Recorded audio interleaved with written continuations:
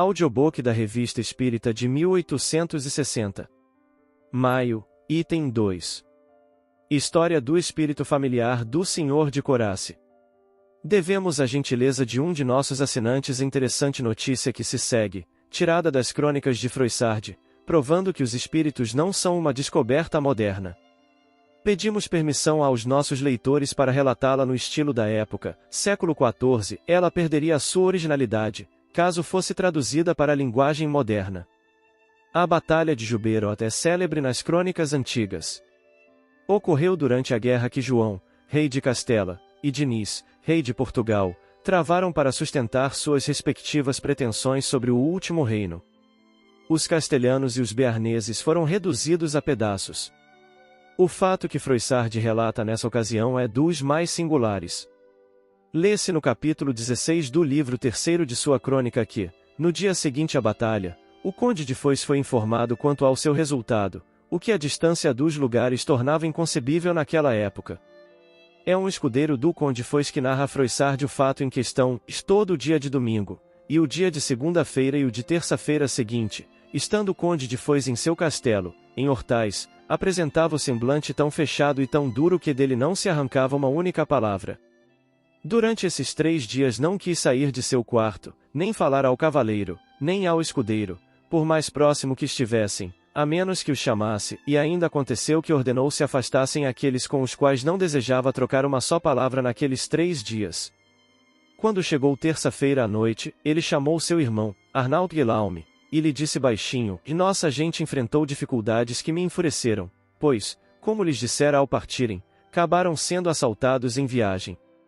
Arnaud Guillaume, que é um homem muito prudente e um cavaleiro audacioso, conhecendo a maneira e a condição de seu irmão, calou-se, e o conde, que desejava experimentar sua coragem, por haver durante muito tempo suportado seu aborrecimento, tomou ainda a palavra e falou mais alto do que o fizera da primeira vez, dizendo, por Deus, Senhor Arnaud, é assim como vos digo e logo teremos notícias, mas nunca o país de Béarn perdeu tanto, desde 100 anos até hoje, como perdeu desta vez em Portugal.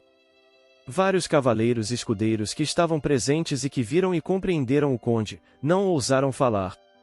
E então, 10 dias mais tarde, soube-se a verdade por parte daqueles que lá haviam estado por dever de ofício, os quais lhe contaram primeiramente, fazendo-o em seguida a todos quantos quisessem ouvir, todas as coisas, na forma e maneira por que se deram em Juberot. Isto renovou o pesar do conde e da gente de seu país, que lá haviam perdido seus irmãos, seus pais, seus filhos e seus amigos. Santa Maria! Disse eu ao escudeiro que me narrava a história, como pôde o conde de Foix saber, sem presumir, da noite para o dia? Por minha fé, disse ele o sente bem, como o demonstrou. Então é adivinho, disse eu, ou tem mensageiros que cavalgam tão rápido quanto o vento, ou deve-se tratar de alguma artimanha. O escudeiro começou a rir e disse, é preciso que ele o saiba por alguma espécie de necromancia. A bem da verdade, nada sabemos, nesta terra, como ele a usa, a não ser por suposição. Então, disse eu ao escudeiro, tende a bondade de me dizer e declarar a imaginação que pensais, e eu vos serei grato. E se é uma coisa para calar, calarei, jamais abrirei minha boca, haja o que houver no mundo. Peço-vos, disse o escudeiro, pois não gostaria que soubessem que eu o tivera dito. Então me levou para um ângulo do castelo de Hortais e depois começou a fazer o seu relato, dizendo, já há cerca de 20 anos, reinava neste país um barão que se chamava Raimond, senhor de Corace. Como sabeis, Corace é uma cidade a 7 léguas desta cidade de Hortais. Ao tempo em que vos falo o senhor de Corace tinha um pleito em Avignon, perante o Papa, sobre os dízimos da igreja, em sua cidade, contra um padre da Catalunha, muito abastado e que reclamava direitos sobre esses dízimos de Corace, que bem valiam uma renda anual de 100 florins, e o direito que ele tinha mostrava e provava, por sentença definitiva, o Papa Urbano V, em consistório geral, condenou o cavaleiro e julgou a favor do padre. Da última sentença do Papa levou carta e cavalgou tantos dias que chegou ao Béarn e mostrou suas bulas e suas cartas e entrou na posse desse dízimo. O senhor de Corace adiantou-se e disse ao padre, mestre Pedro, ou mestre Martim, tal era o seu nome, pensais que por vossas cartas eu deva perder minha herança? Não vos considero tão atrevido a ponto de a tomar, nem que leveis as coisas que são minhas, porquanto se o fizerdes arriscais vossa vida. Mas ide a outra parte impetrar benefícios, porque de minha herança nada obtereis, e, de uma vez por todas, eu vô-lo proíbo. O padre desconfiou do cavaleiro, que era cruel, e não ousou insistir. Avisou que retornaria a Avignon, como de fato o fez. Mas quando devia partir, veio à presença do cavaleiro e senhor de Corace e lhe disse, pela força, e não pelo direito, vós me tirais os direitos de minha igreja, com o que, em consciência, praticais grande erro.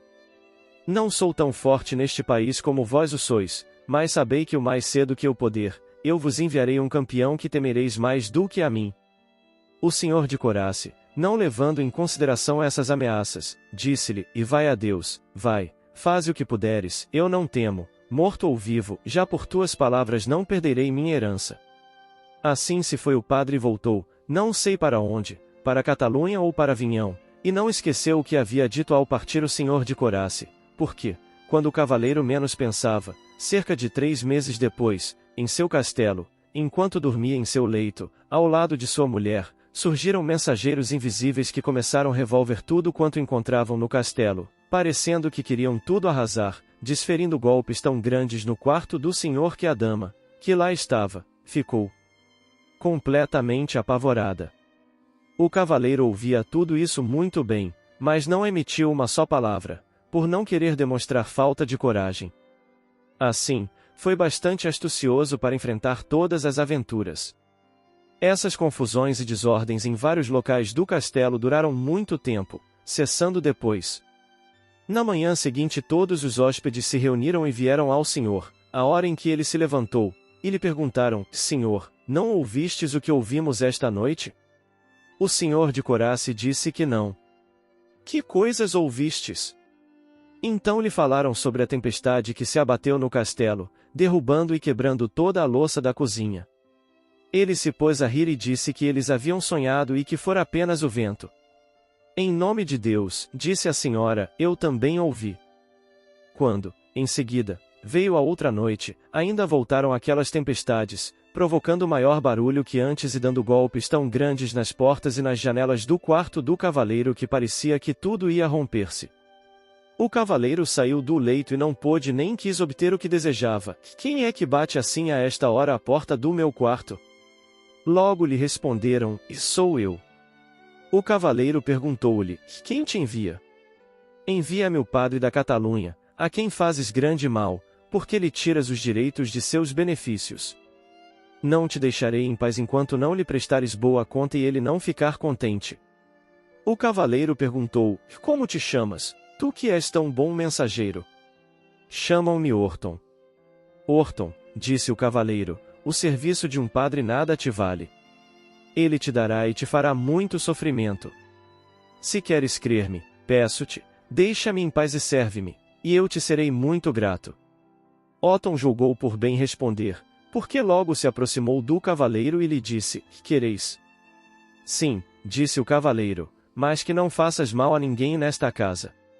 A ninguém, disse Orton, não tenho nenhum poder a não ser te despertar e te impedir de dormir, a ti ou aos outros. Faze o que te digo, disse o cavaleiro, e entraremos em acordo, deixe esse padre malvado, que nada possui de bom em si, exceto que pena por ti, assim, serve-me. Já que o queres, disse Orton, eu o quero. Assim esse Orton se ligou de tal modo ao senhor de Corace, que muitas vezes vinha vê-lo à noite e quando o encontrava dormindo puxava o travesseiro ou dava pancadas nas portas e nas janelas do quarto, despertando o cavaleiro, que lhe dizia, e Orton, deixa-me dormir. Não o farei, dizia Orton, sem que antes te dê notícias. A esposa do cavaleiro, então, teve tão grande medo que seus cabelos se eriçaram, levando-a a esconder-se sob as cobertas. Então, perguntava o cavaleiro, que novidades me trazes? Respondeu Orton, e venho da Inglaterra, ou da Hungria ou de outro lugar. Saí ontem e aconteceram tais coisas. Assim, soube o senhor de Corace, através de Orton, tudo quanto se passava pelo mundo. Manteve esse mensageiro durante 5 anos e não podia calar-se nem fazer-se descobrir ao conde de Foix, pela maneira por que vos direi. No primeiro ano o senhor de Corace veio diversas vezes ao conde de Foix, em Hortais, e lhe dizia: Senhor, tal coisa aconteceu na Inglaterra, ou na Alemanha, ou em outro país, e o conde de Foix, após verificar que tudo era verdade, ficava maravilhado de como vinha a saber tais coisas. E tanto insistiu uma vez que o senhor de Corace terminou por dizer-lhe como e por quem lhe vinham tais notícias. Quando o conde de Foix soube a verdade, ficou muito contente e lhe disse: Senhor de Corace, procurais ser-lhe agradável, eu bem que gostaria de ter um tal mensageiro. Isso não vos custa nada e por esse meio ficareis sabendo realmente o que acontece no mundo. O cavaleiro respondeu: Senhor, eu o farei. Assim, o senhor de Corace foi servido por Orton durante muito tempo. Não sei se esse Orton tinha mais de um senhor, mas todas as semanas, 2 ou 3 vezes, vinha visitar o senhor de Corace, dando-lhe notícias do que acontecia nos países onde tinha conversado, e este as escrevia ao conde de Foix, o qual tinha grande alegria. Uma vez estava o senhor de Corace com o conde de Foix e conversavam sobre isto, de modo que o conde lhe perguntou: Senhor de Corace, nunca vistes o vosso mensageiro? Palavra de honra, nunca, nem uma só vez. É maravilhoso, disse o conde, se ele me fosse tão ligado quanto a vós, eu lhe teria pedido que o demonstrasse a mim, e peço que vos deis ao trabalho de dizer-me qual a sua forma e a sua maneira. Dissestes que ele fala tão bem o gascão como eu e vós. Juro, disse o senhor de Corace, é verdade, ele fala tão bem e tão bonito como vós e eu, e juro que procurarei vê-lo, já que mo aconselhais. Sucedeu que o senhor de Corace, como em outras noites, estava em seu leito, ao lado de sua mulher, a qual já se acostumara a ouvir Orton e não mais tinha medo. Então veio Orton e puxou o travesseiro do senhor de Corace, que dormia profundamente. Despertando, o senhor de Corace perguntou: Quem está aí?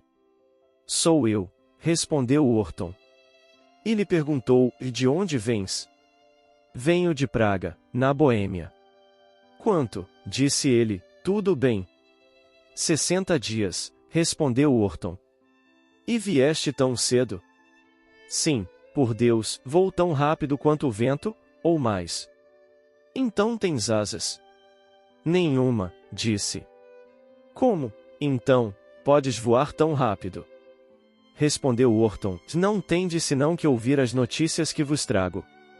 Por Deus, disse o senhor de Corace, eu preferia te ver. Respondeu Orton: E já que desejais ver-me, a primeira coisa que vereis e encontrareis amanhã de manhã, quando sairdes do leito, será eu. Basta, disse o senhor de Corace. Agora vai, eu te dispenso por esta noite. Na manhã seguinte o senhor de Corace levantou-se. A senhora tinha tanto medo que ficou doente e disse que não se levantaria naquele dia, mas o senhor ordenou que ela se levantasse. Senhor, disse ela, eu veria Orton, e não quero vê-lo de forma alguma, se Deus mo permitir. Então, disse o senhor de Corace, e eu quero vê-lo. Saiu de mansinho do leito, mas nada viu que pudesse dizer, e eu vi Orton aqui. O dia se passou e veio a noite. Quando o senhor de Corace estava deitado em sua cama, veio Orton e começou a falar, como de costume. Vai, disse o senhor de Corace a Orton, és um mentiroso, devias ter te mostrado muito bem a mim e não o fizeste. Sim, fiz. Não o fizeste. E quando saíste do leito, disse Orton, nada vistes. O senhor de Corace pensou um pouco e lembrou-se. Sim, respondeu ele, ao sair da cama e pensando em ti, vi 2 fetos de palha no assoalho, que giravam juntos. Era eu, disse Orton, na forma que tinha tomado. Disse o senhor de Corace, e isto não me basta, peço-te que tomes outra forma, de tal modo que te possa ver e reconhecer. Orton respondeu, pedis tanto que me perdereis e vos deixarei, porque exigis muito. Disse o senhor de Corace, tu não te irás de mim. Se eu te tivesse visto uma vez, não te pediria mais para te ver novamente. Ora, disse Orton, ver-me-eis amanhã, e tomai cuidado com a primeira coisa que virdes ao sair do vosso quarto. No dia seguinte, à hora terça, o senhor de Corace levantou-se, aprontou-se. Tão logo saiu do quarto veio a um local que dá para o pátio do castelo, lançou os olhos e a primeira coisa que viu foi uma porca, a maior que já tinha visto, mas era tão magra que parecia ter apenas pele e ossos, Tinha as orelhas grandes, caídas e manchadas e o focinho longo e agudo. O senhor de Corace ficou muito admirado da porca. Como não a via com prazer, ordenou à sua gente: soltem os cães, quero ver esta porca morta e devorada. Os criados saíram, abriram o lugar onde estavam os cães e os fizeram assaltar a porca, que soltou um grande grito e olhou firmemente para o senhor de Corace, que se apoiava no terraço em frente ao quarto e não mais a viu, porquanto ela desvaneceu-se, não se sabendo em que se tornou. O senhor de Corace entrou em seu quarto muito pensativo e lembrou-se de Orton. Creio que vi Orton, meu mensageiro. Arrependo-me de haver lançado meus cães sobre ele. Será um azar se não mais o vir, pois me disse várias vezes que assim que o reconhecesse eu o perderia. Ele disse a verdade. Desde então não voltou mais ao castelo de Corace, e o cavaleiro ali morreu no ano seguinte. É verdade, perguntei ao escudeiro, que o conde de Foix tenha se servido de tal mensageiro? Para dizer a verdade, sim, é a opinião de vários homens de Beer, pois nada se faz na região e Alhures sem que ele o queira ou se empenhe, a menos que não o saiba ou não tenha tomado cuidado. Assim, foi com bons cavaleiros e escudeiros deste país que estavam em Portugal.